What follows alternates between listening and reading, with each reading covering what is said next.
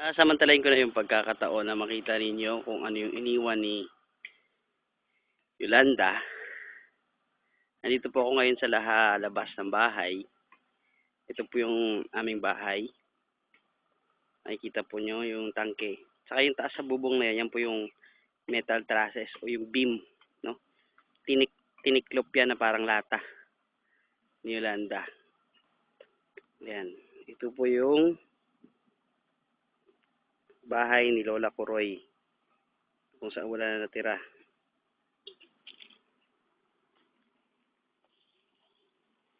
Papasok po tayo sa loob ng bahay.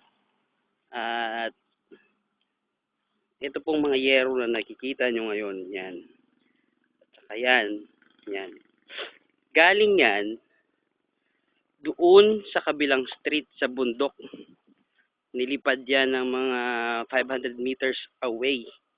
At nakuha yung mga beams and roof na yan doon sa taas ng bundok.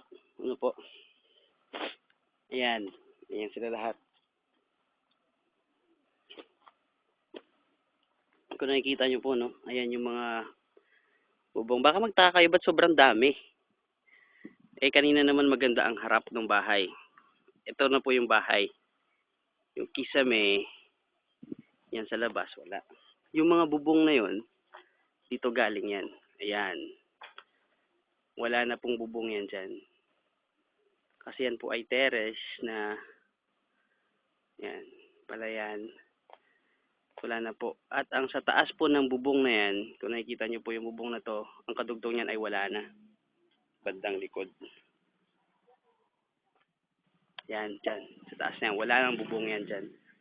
Half ng bahay na to ay wala nang bubong. Wala pa rin kuryente hanggang ngayon. At kung makikita ninyo, ito yung sa ibaba. Sa dryer. At ito yung lumang bahay. Sa lumang bahay, yung main niya, hindi siya nasira. Pero yung terrace niya, grabe. As in, wala na. Sak na rin kasi nabagsakan ng puno. Yan o, kitang-kita. Bumagsak yung puno. At yung kusina ng lumang bahay, parang wala lang. Dahil wala na talaga. Kita na yung kululuwa. Ito yung mga branches ng puno ng mangga na kinalbo ng bagyong Yolanda. Wala na. Kulungan. Yung kulungan ng manok talagang wala na. So talagang malakas yung bagyo na yon. Hindi lang siya bagyo. Para siyang tornado. Kasi wala kang makikitang puno na maayos ang itsura. Puro lang nakatayo na parang walis tingting.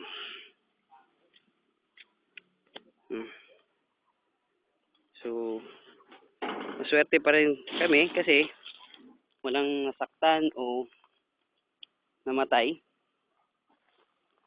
So, kung makikita ninyo, kapag umuulan na yan, pag umuulan kapag gabi, umuulan din sa loob ng bahay. Doon namin kinuha itong mga yero na to, doon sa bundok na yan. Yan, dyan, sa kagubat na yan. Bundok yan dyan. Parang small hill. So, grabe ang clearing operation kanina. Ayan, may mga yero pa dito. Saan. Ang bahay niyan, dati may bahay yan dyan nakatayo. Ngayon parang ano na lang, isang malaking tambakan. Wala na. So, ganyan kabagsik, no? Ang iniwan ni, ganyan kabagsik si Yolanda. So, this is Dex signing off.